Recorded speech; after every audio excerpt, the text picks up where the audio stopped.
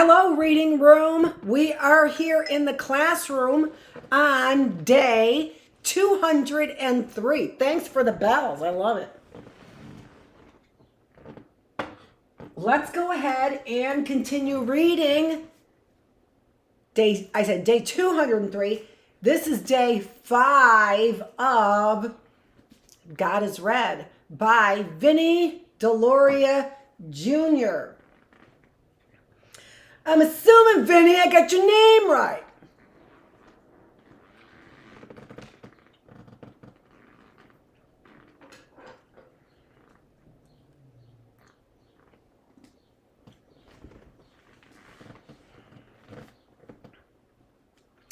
Chapter 5. Chapter 4 was about religion, Indian religion. The religion question, it was called. Chapter 5, Thinking in Time and Space. We alluded to some of those things yesterday. Time and space.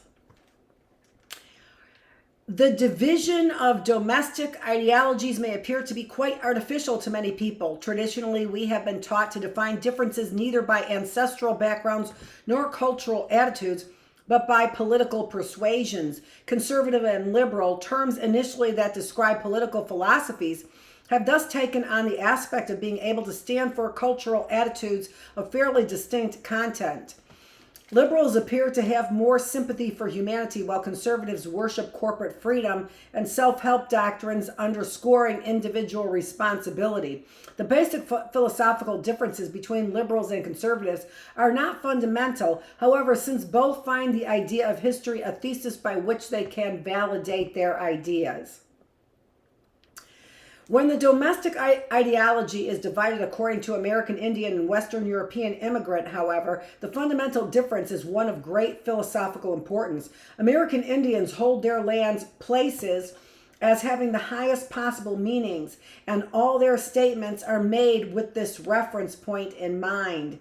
Immigrants review the movement of their ancestors across the continent as a steady progression of basically good events and experiences, thereby placing history, time, in the best possible light.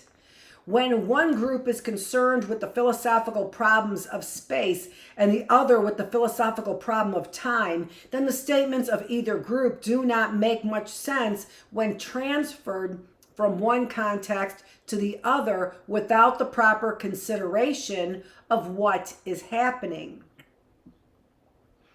Western European peoples have never learned to consider the nature of the world discerned from a spatial point of view, and a singular difficulty faces peoples of Western European heritage in making a transition from thinking in terms of time to thinking in terms of space.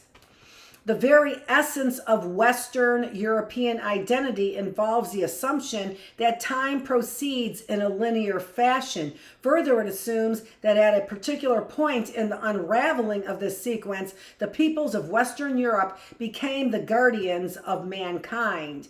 The same ideology that sparked the Crusades, the age of exploration, the age of imperialism, and the recent crusade against communism all involve the affirmation that time is peculiarly related to the destiny of the people of Western Europe, and later, of course, the United States.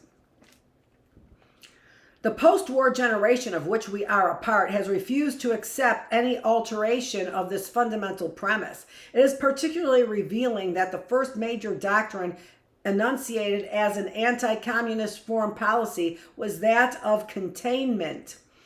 In containment, it was believed that spread of communism would be restricted to certain geographical areas from which no further intrusions of communist ideologies could emanate.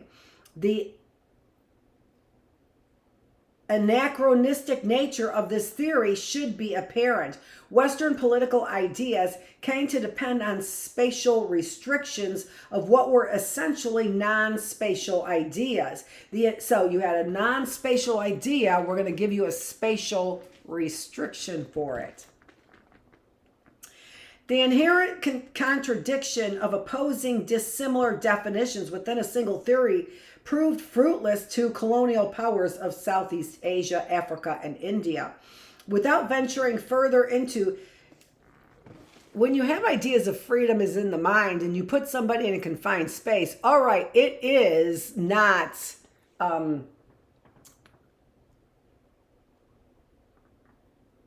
desirable. It's not desirable, but you haven't contained my mind. You're putting me, you're trying to contain my thoughts by putting me in a confined space.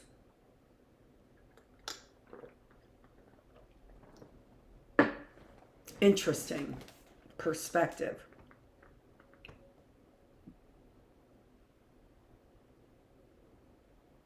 Without venturing further into the field of foreign affairs, it may be well to note in passing that the determination of two American presidents not to be the first to lose a war when winning that war in any final sense would have meant total destruction of a land and a people would seem to indicate the extent to which Western peoples, and particularly Americans, have taken the dimension of time as an absolute value. Our withdrawal from Southeast Asia would seem to show that in some collisions, history is clearly negated by geography. We have seen this phenomenon before, the two classic unsuccessful attempts by Napoleon and Hitler to conquer Russia and basically write history, in which a country's vast interior subdued military forces that appeared to be riding the crest of historical change. The disclaimer of colonialism in recent years has presented Western peoples with a major dilemma. Deprived of their traditional source of wealth from the undeveloped and former colonial nations, they now have little choice but to seek ways of rechanneling their present wealth through the various forms of social organization already present domestically. At this time, a certain stasis has been achieved, perhaps unwittingly, which means a major shift in political thinking among Western peoples. Not anymore. The creation of wealth today is more dependent on new technology than on the exploitation of untapped resources. Back again. That is not to say that exploitation of mineral and other resources will not continue. As undeveloped nations continue their growth, severe modifications of exploitation must occur, as well as most sophisticated forms of colonialism, if Western countries are not to suffer economic collapse and recourse, citizen recourse. It is doubtful if very many Americans understand the fundamental nature of this shift from the colonialist attitude. At best, it means a humanization of peoples who for centuries were considered merely producers of raw material and consumers of those products they were allowed to share. At worst, the end of one form of colonialism means the beginning of a movement to feudalize political systems around the globe so as to stabilize the economic conditions of the more affluent nations. Either approach means that the ecological problem is not dealt with. The problem of technological dehumanization is not reduced, and the breakdown of individual and community identity is not reversed. That is just such an important statement. What are you looking for? What are you looking for? And you really need to say what you're looking for. Colonizers, bankers, what are you looking for? The problem of technological dehumanization is not reduced. The ecological problems are not dealt with. And the breakdown of individual and community identity is not reversed. Now, I get you've convinced yourself that you don't care about those things, but that occurs to you and your ecology. That occurs to you and your dehumanization of your family and friends. That occurs to you when there is a breakdown of the individual and the community. It does occur to you, not occur. It happens to you. Those things happen to you. You cannot care about them for other people, but they will inevitably happen to you. There can be little doubt that a major part of the Western world is now suffering from an increasingly complicated task of revitalizing institutions to prevent collapse. Revitalization has been primarily one of attempting to force outmoded institutions to respond to novel situations for which they were not created. If we take Alvin Toffler's future shock seriously, and there does not seem to be sufficient reason to consider it a trivial analysis, or if we recognize the logical conclusion of both Buckminster Fuller and Marshall McLuhan, we reach neither a planet Earth of a spaceship nature nor an instantaneous universe of communications, but the disappearance of time itself as a limiting factor of our experience. In a world in which communications are nearly instantaneous and simultaneous experiences are possible, it must be space that in a fundamental way distinguishes us from one another, not time. Same thing could be said with environment and DNA. It is the environment that distinguishes us from one another, the space. He's calling space, not the DNA of today.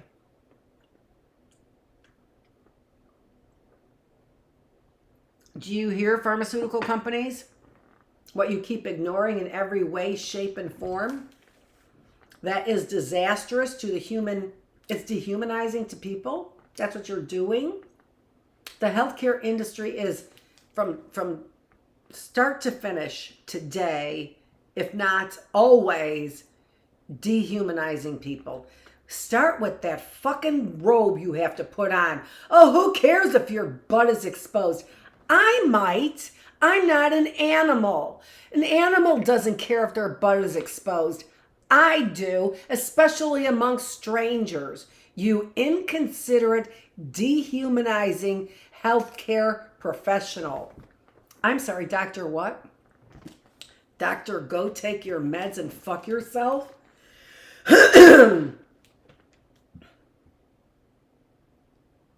We reach neither a planet Earth of a spaceship nature nor an instantaneous universe of communications, but the disappearance of time itself as a limiting factor of our experience. In a world in which communications are nearly instantaneous and simultaneous experiences are possible, it must be space that in a fundamental way distinguishes us from one another, not time.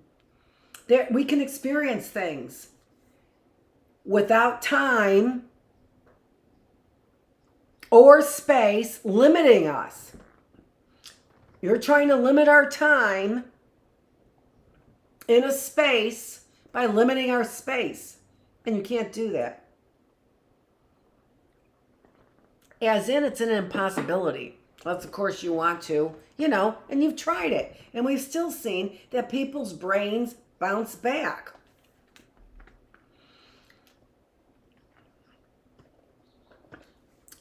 The world, therefore, is not a global village so much as a series of non-homogeneous pockets of identity that must be thrust into eventual conflict because they represent different arrangements of emotional energy. What these pockets of energy will produce, how they will understand themselves, and what mini movements will emerge from them are among the unanswered questions of our time. Also, see Early Birds, we talked about energy. You should be making connections when anybody is using the term energy. Make connections to what we understand scientifically and the real basis of energy, which clearly is philosophical. Neither created nor destroyed. What? You can tap into it. It can transform.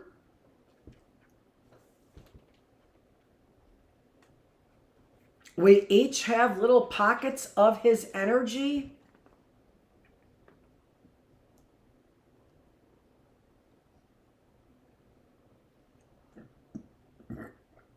Excuse me.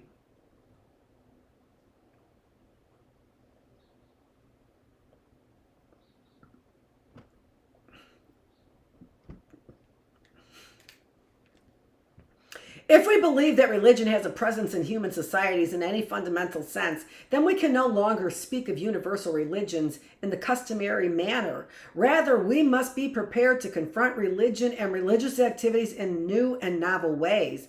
Catholics, universal, the absence of a homogeneous sense of time, that we all share the same time. A universal history must certainly take its appearance if it has not already done so. Research the many movements on the local level. We will most certainly find the emergence of religious movements that appear out of time, movements that have been somehow triggered either by the influences of the places in which they have originated, or movements of restoration that seek to invoke some type of authentic religious experience to validate the identity of the emotional pocket. I'm coming back. History repeats itself. That's what he's saying. History repeats itself. I'm coming back. Doesn't matter. Seems out of time to you, not out of time to me, because you haven't addressed the problems with the spiritual nature, or call it whatever you want. The spiritual nature of what you've done, or call it whatever you want. War, dehumanization, deprivation, call it whatever you want. Beneath the many movements on the local level, we will most certainly find the emergence of religious movements that appear out of time. Movements that,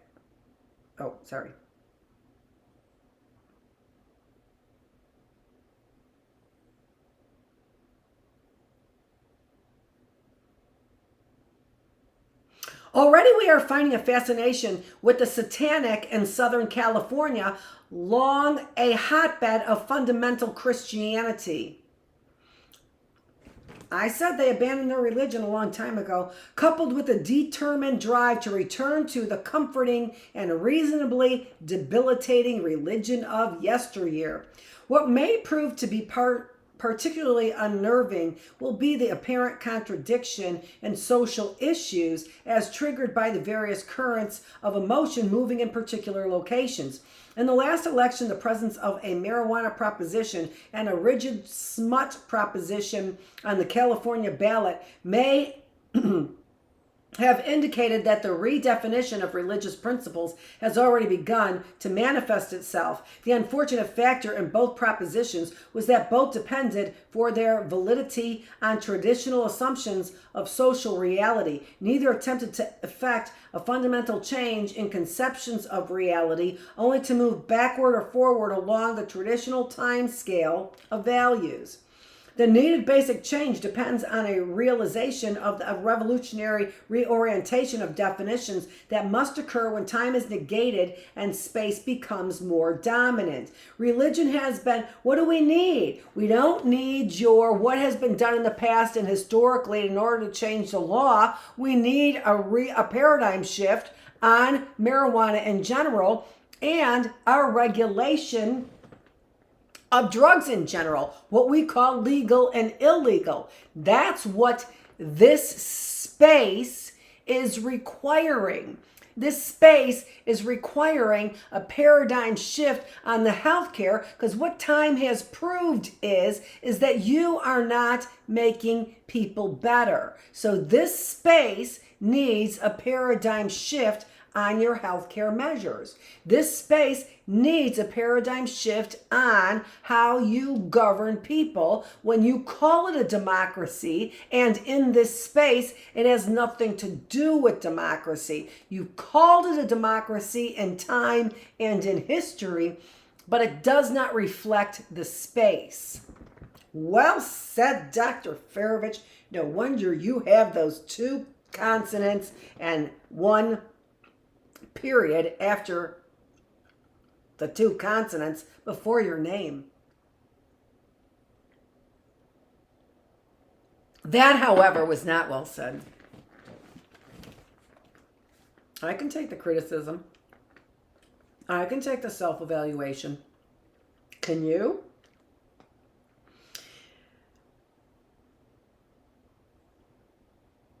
Religion has often been seen as an evolutionary process in which mankind evolves in a monotheistic conception of divinity by a gradual reduction of a pantheon to a single deity. The reality of religion thus becomes its ability to explain the universe, not to experience it. And once again, it's on a single linear line across time and not dependent on the needs of the people in that space. So how is it evolving, right? The reality of religion thus becomes its ability to explain the universe, not to experience it. Creeds and beliefs replace immediate apprehension of whatever relationship may exist with higher powers. As time becomes less important in understanding religion, the whole monotheistic thesis is threatened. Yet our supernatural experiences do not necessarily lead to a monotheistic conclusion. That's true. There are many gods, right? We might say, but we call them small g gods. I call them small g gods, not the Almighty God, who may be energy. And sounds like might be. Maybe might be. See, might be is more proportionally. Early birds, fractions, percentages, we did it all. So too with one of the related concepts of monotheism, that of revelation. In traditional terms, a revelation occurs at a point in time, and succeeding generations are more dependent on their understanding of the original revelation, I call it a paradigm shift, than upon their immediate experience of deity. Almost all of the world religions are partially dependent on a revelation at some point in history. Contemporary people are more dependent on the validity of the original revelation of their religion in an educational sense than they are on their own immediate experience in a qualitative sense.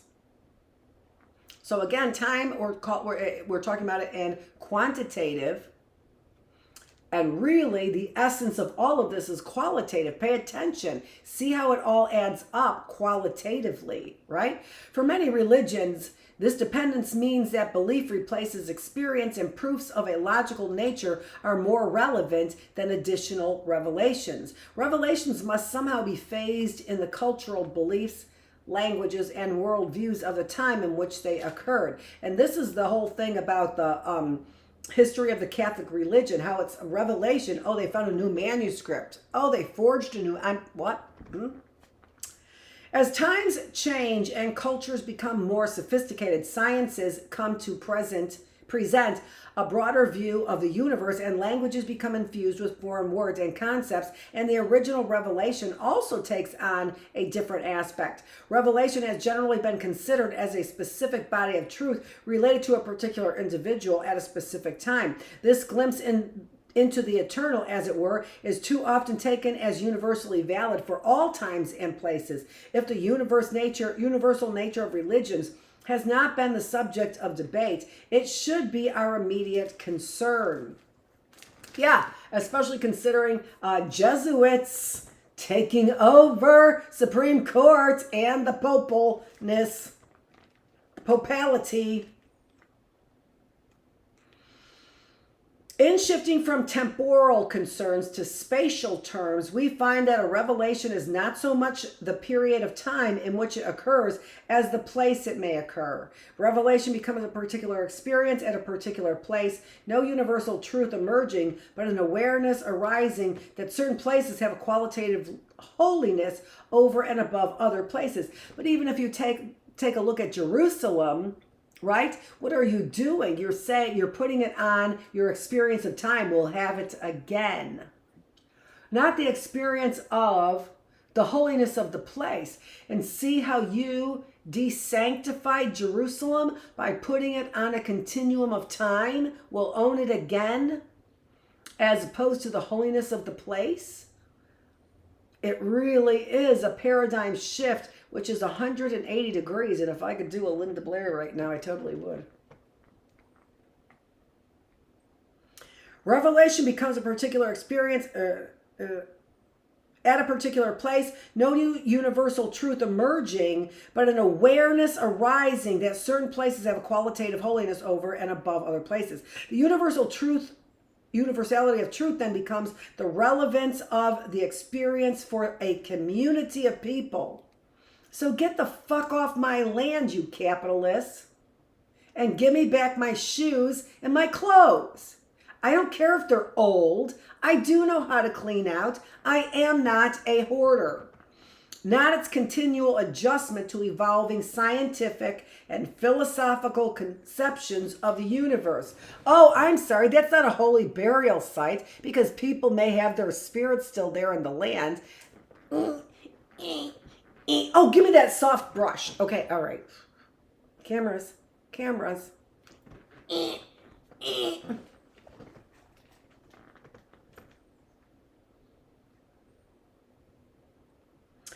Holy places are well known in what have been classified as primitive religions.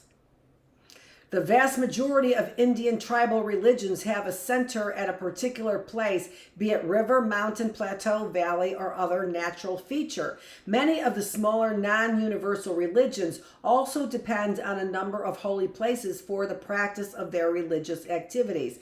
In part, the affirmation of the existence of holy places confirms tribal peoples' rootedness, which Western man is peculiarly without.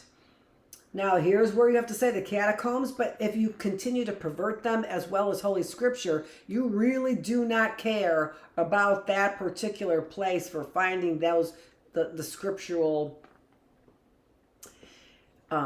which seems to be in Egypt, maybe? I'm not sure.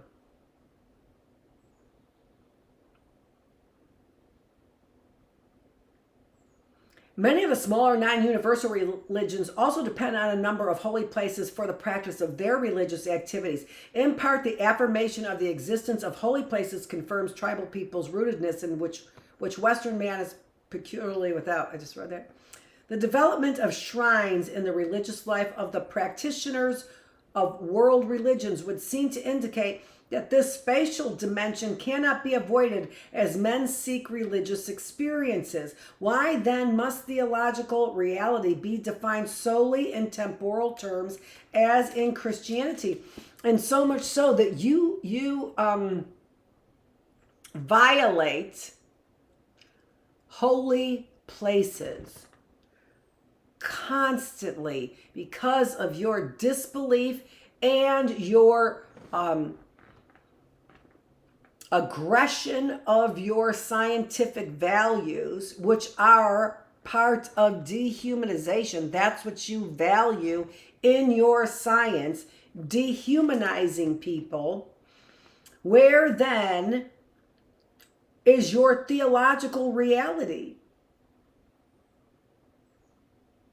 You have an idol, and the idol is money. And it is as disgraceful as what the Egyptians did in Egypt for their idols. Knowing the power of the Jewish God, the God, capital G, of Abraham, Isaac, and Jacob, the God that created all other small g gods. That's what I believe. And I still call myself a Christian. I just don't practice these Christian ways. There are other gods, but there is only one almighty God. And maybe that God is energy. Maybe that God really is. But that wouldn't be what they all would aspire to. And Native Americans also see the goodness in the God, not like the mythological gods. The Roman gods, those motherfuckers. One of the features of Western religious practice has been the dependence on teaching and preaching techniques. The Christian religion has been singularly involved with proclamations of its good news, primarily through ministry activity and exhortations to its believers of the efficacy of its ethical system. It places a major reliance on the possibility of individual personality change and seeking followers. It has, however, been notoriously inept at invoking within its adherents a high standard of conduct. Do you care the hypocrisy and what you're talking about relative to the power of God? God's? Do you realize the hypocrisy in the face of godly people and spirits? And spirits? Changing the conception of religious reality from temporal to spatial terms involves severely downgrading the teaching, preaching aspect of religious activity. Rearrangement of individual behavioral patterns is incidental to community involvement in ceremonies and the continual renewing of community relationships with the holy places of revelation. It's not, clearly not, throwing out traditions and ceremonies. It's just not a date on the calendar. Traditions and ceremonies are not just a date on the calendar. Pay attention to space. Pay attention to whether or not you're creating a nice Thanksgiving for your mother on Mother's Day. That's the space, not the time.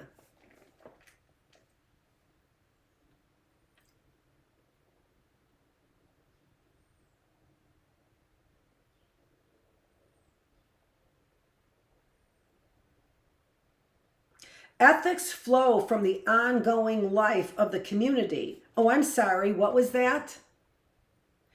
Ethics flow from the ongoing ethics. What? The energy of ethical behavior flows from that communal feeling that is often tied around time, but not just time, because the ceremonies are connected to time sometimes.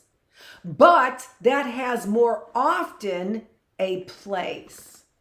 More often, it was about not the date, but the place. They couldn't leave the place, right?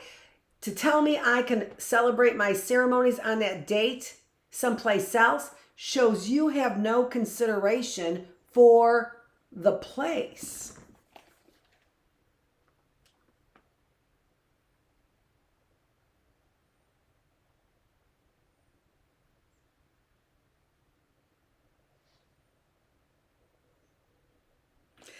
Ethics flow from the ongoing life of the community and are virtually indistinguishable from tribal or communal customs. We don't go to church on Sunday. We practice who we are because it's a part of who we are. The ethics flow from us because they are part of who we are. We don't need to go to church on Sunday, although we do like to be with our families to learn about those ethics. There is little dependence either on an individual or community basis on the conception of progress. You know, again though, certain progress, I mean, granted, right now the progress is very minimal for me here in this apartment. I mean, I would like a better view. That's all I'm saying. This is it. With the better view is what I would like. I'd like to appreciate the environment, my space around me. I would like to feel like I'm back in a holy place. I did not feel my property over there in Lake Sherwood was a holy place. Not in the least. I would like to get to a place that's a holy place, which may be 2525 Veterans Way.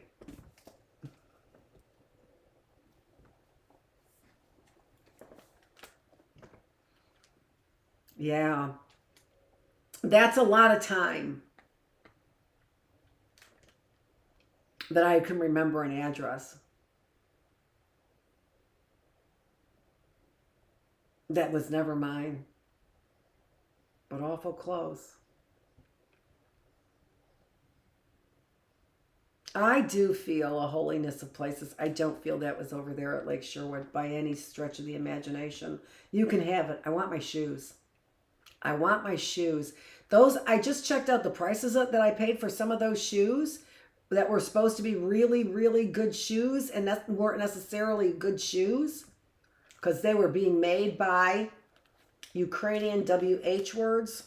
I'm sorry they're not all that way, but I don't know. But they were there to screw me. Oh, that's that picture of that woman who wrote that book, On a Beautiful Mind. That's that picture that you remind me of. Mariella.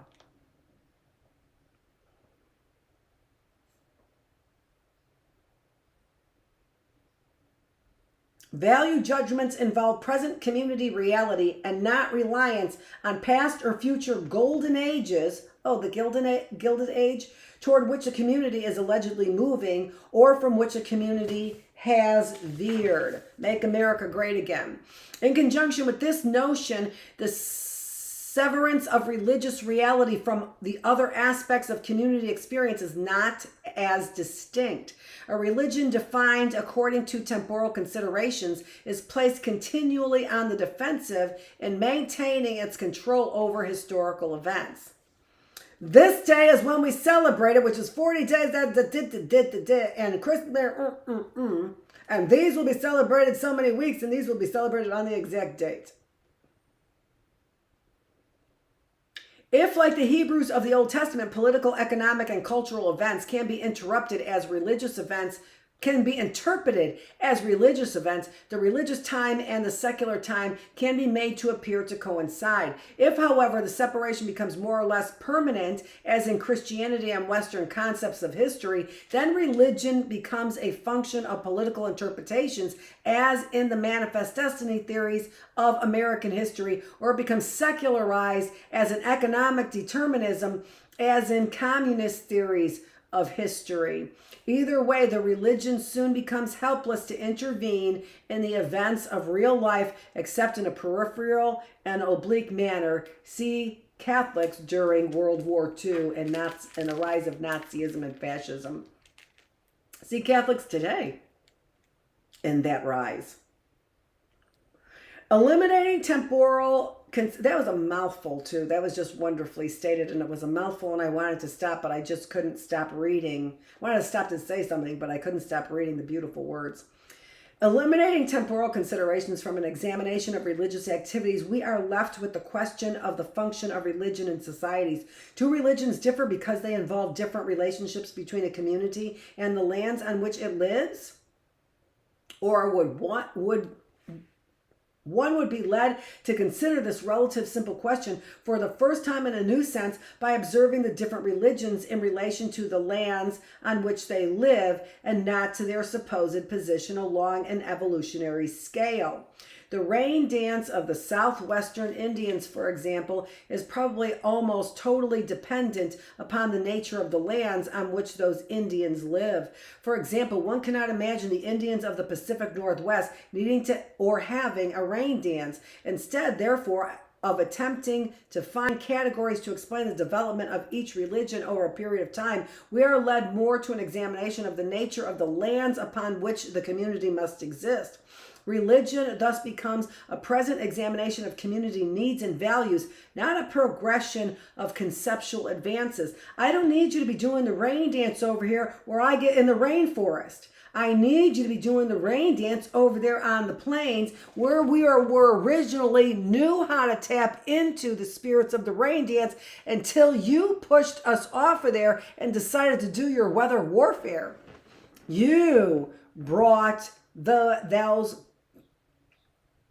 dry winds to the Great Plains by getting rid of the people who knew how to develop rain from a rain dance because you didn't have faith in your own beliefs in something higher than your own power. Wow.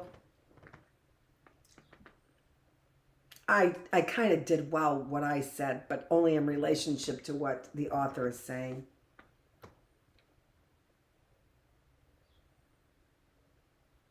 Time has Time has an unusual limitation. It must begin and end at some real points, or it must be conceived as cyclical in nature, endlessly allowing the repetitions and patterns of possibilities. Judgment inevitably intrudes into the conceptions of religious reality whenever a temporal definition is used. It's Christmas, God damn it, put on a Christmas smile.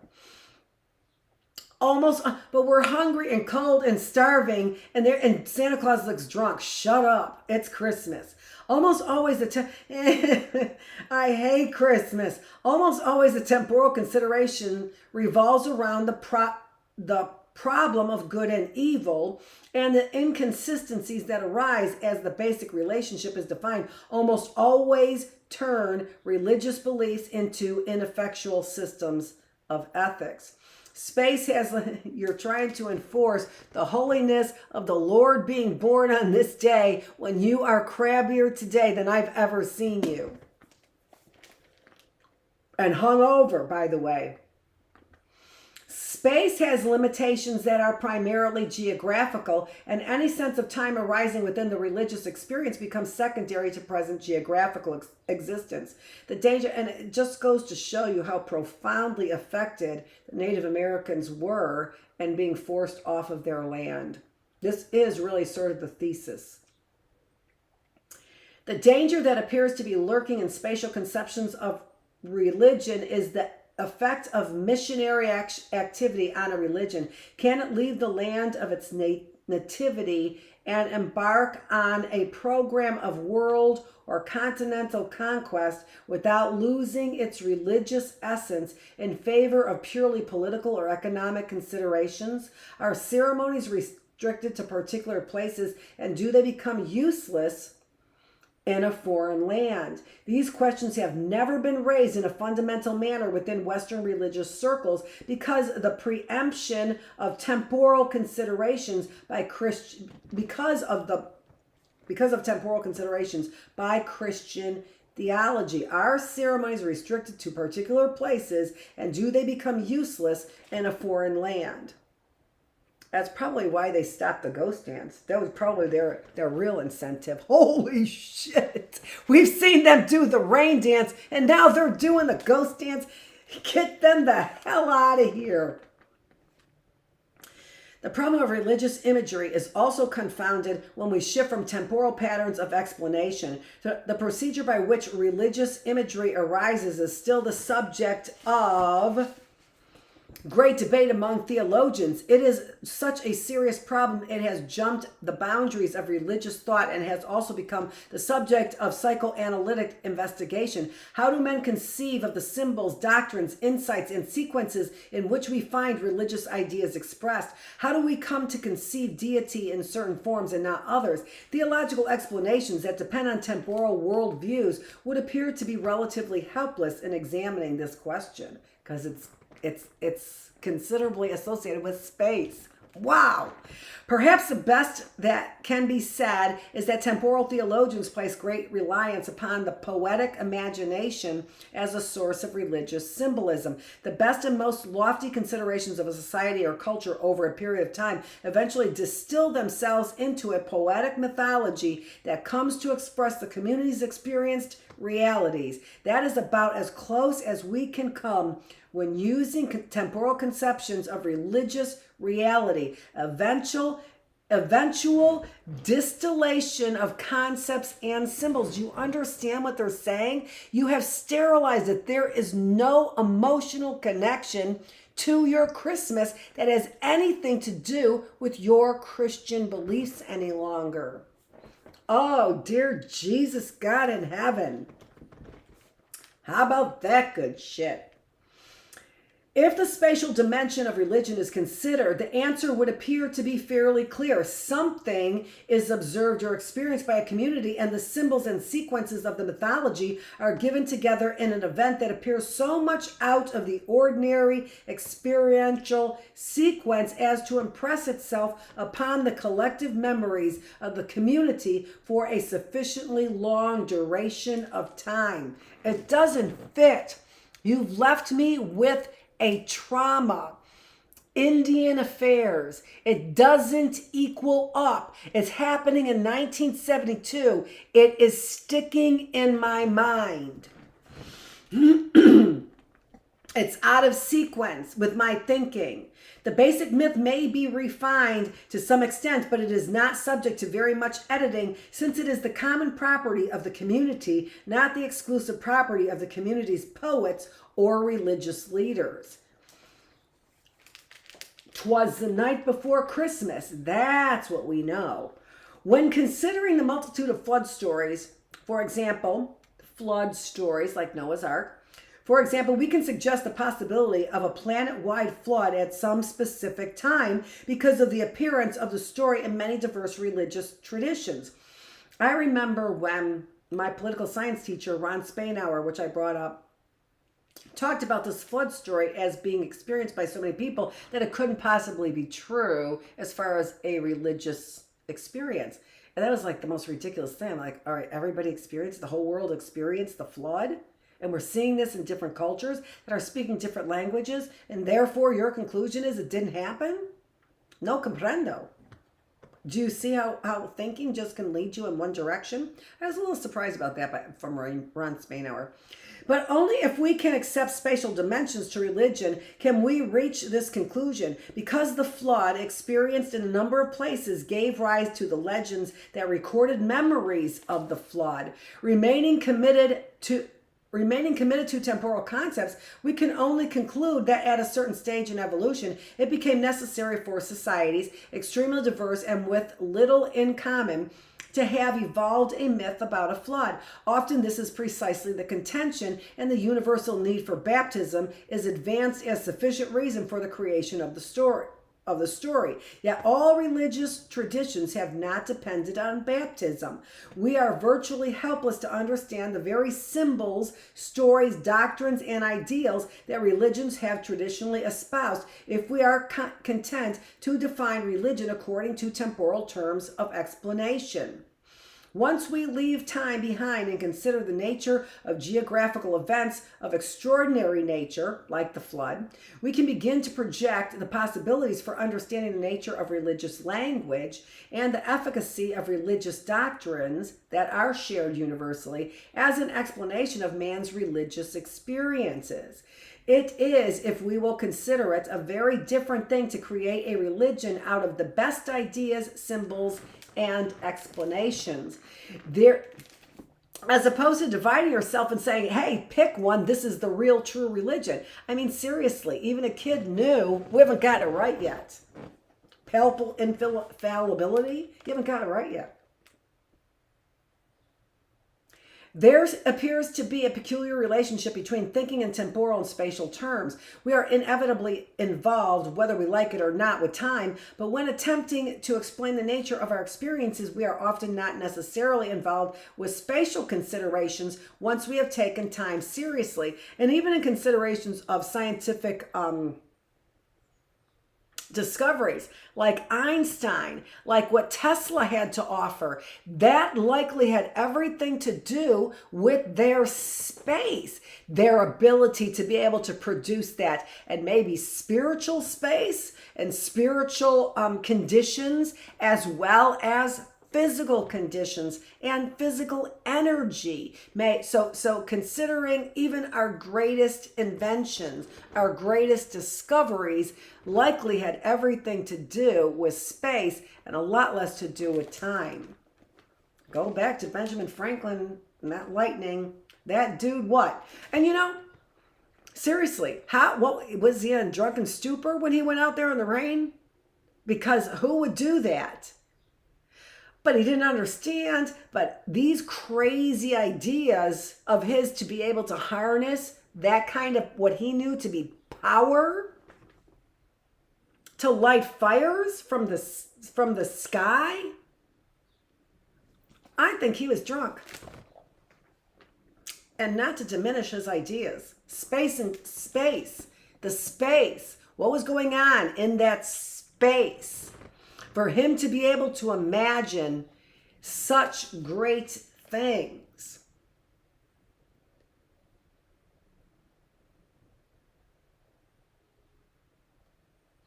The whole nature of the subject of ethics appears to validate this peculiarity, emphasis on space. Ethical systems are notorious for having the ability to relate concepts and doctrines to every consideration, except the practical situations with which we become involved. Isn't that the problem with religion? Ideology, right? You have what the hell did you do with all those healthcare workers and administrators during COVID? Lying about COVID, an international, what was it? Pandemic, virus, an international viral pandemic. Ideology unleashed without being limited to the real world proves demonic. He's spelling this demoniac.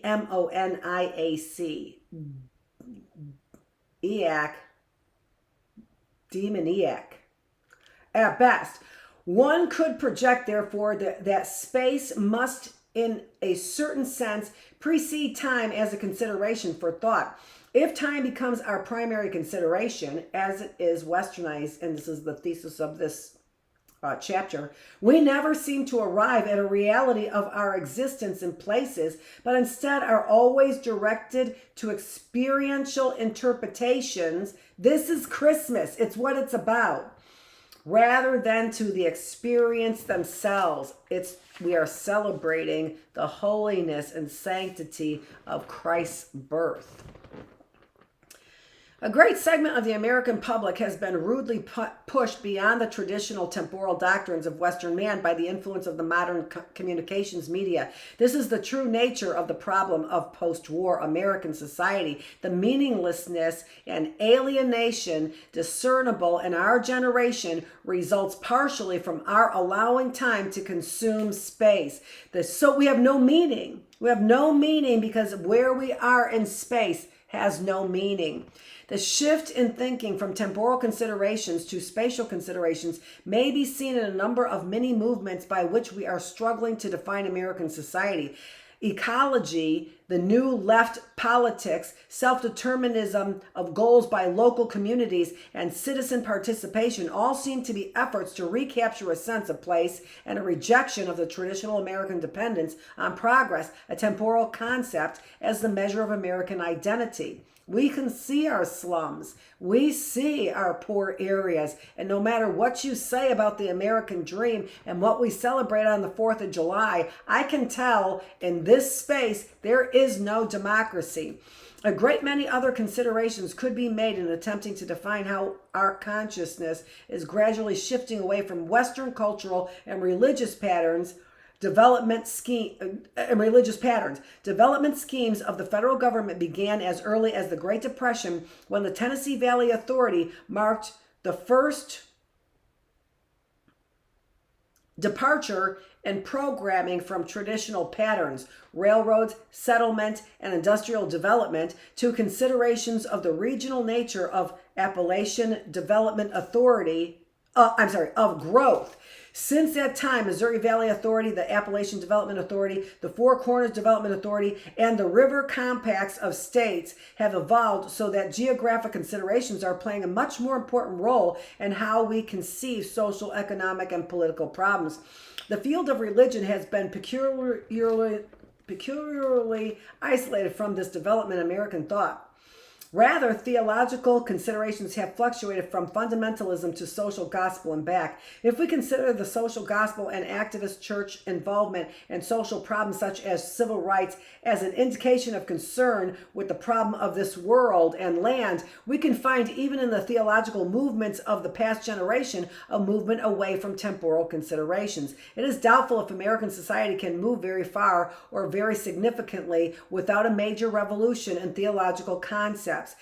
In a very real sense, religious doctrines define the brooding sense of identity within which societies appear helpless to function. The present theological vacuum is being filled to a great degree by efforts to establish exotic religions in America, the great appeal of Oriental religions that appear to provide a meaning to contemporary answers, the demonism and fascism with satanic cults, and the rejection of traditional mainline denominations for the simplicity of fundamentalism all seem to indicate that a comprehensive effort to derive a new religious conception of the world is badly needed. Before we can have a new theological understanding of our situation, however, the tools of analysis of religious ideas must be changed.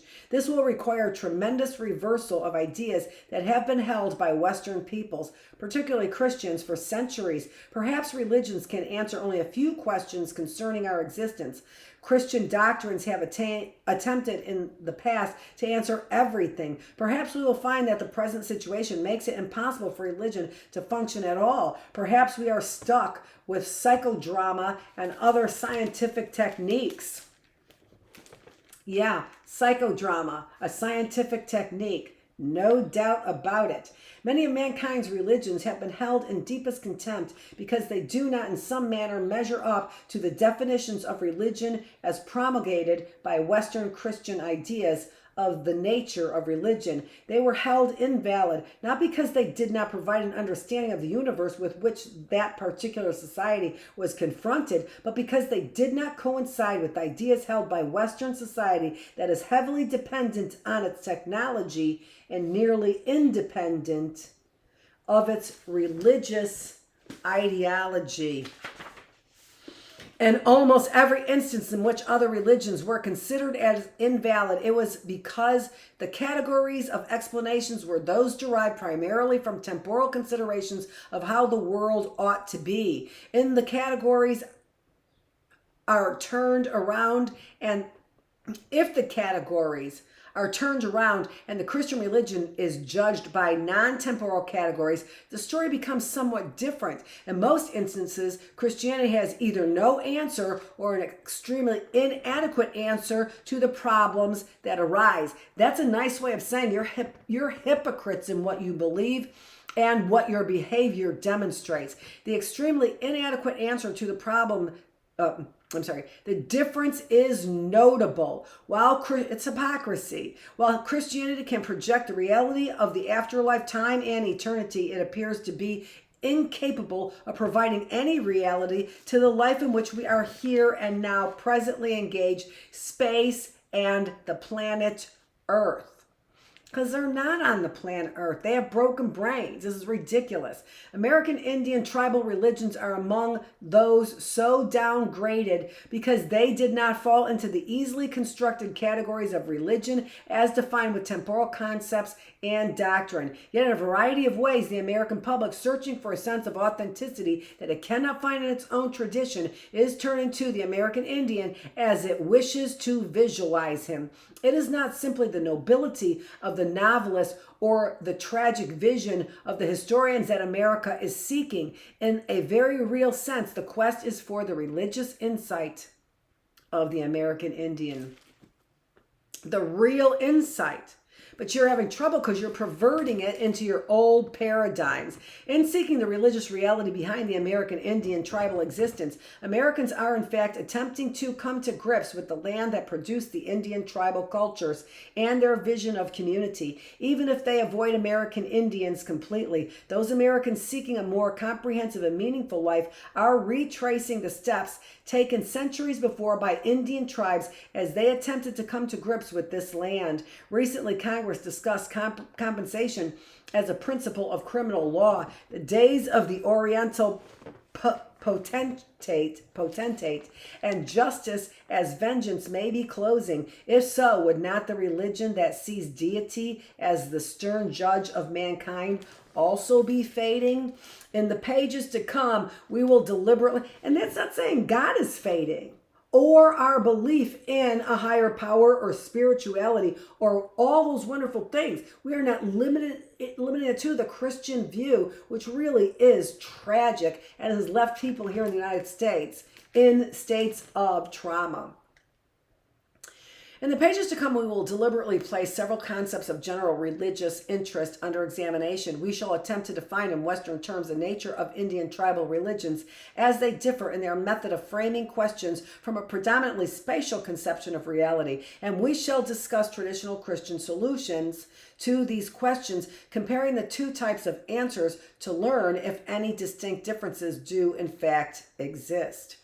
And this is also interesting how they're not, as is the Christian tradition, pointing to the problem makers. It's the Jews, it's the Catholics, it's the Irish, right? It's doing a comparison of what you believe and how our beliefs are different, not to degrade you, but to get you to do a paradigm shift. We cannot, of course, pretend to give an exhaustive answer to any particular question or to present a final definition of either Indian tribal religions or traditional Christian ideas. What is important is that alternative methods of asking questions or viewing the world may arise. By learning where differences can or do occur, at least one thing may become clear. Before any final solution to American history can occur, a reconciliation must be effected between the spiritual owner of the land, the American Indian, and the political owner of the land, the American white man. Guilt and accusations cannot continue to revolve in a vacuum without some effort at solution. And suggesting a process of reconciliation, we may perhaps find a new avenue for social movements by which the rest of our society can come to understand new approaches through which it can find itself. In view of the present confusion and divergence of energies, even to suggest a method of reconciliation would appear to be fruitful. And this is suggesting a method of reconciliation which is so extremely different than our criminal justice system, which continuously suggests a method of punishment. Nobody's asking for somebody's head on a silver platter here. This is Dr. Annette Feravich. We just got through with chapter 5. We just got through with another week of the classroom and day 203 for our 4 days off. I think this book, God is Read by Vinnie Deloria Jr., really is giving us something heavy duty to think about and consider on our 4 days off. A paradigm shift happens suddenly. That's why a lot of times I think paradigm shifts are by grace. All you have to do is be open to them.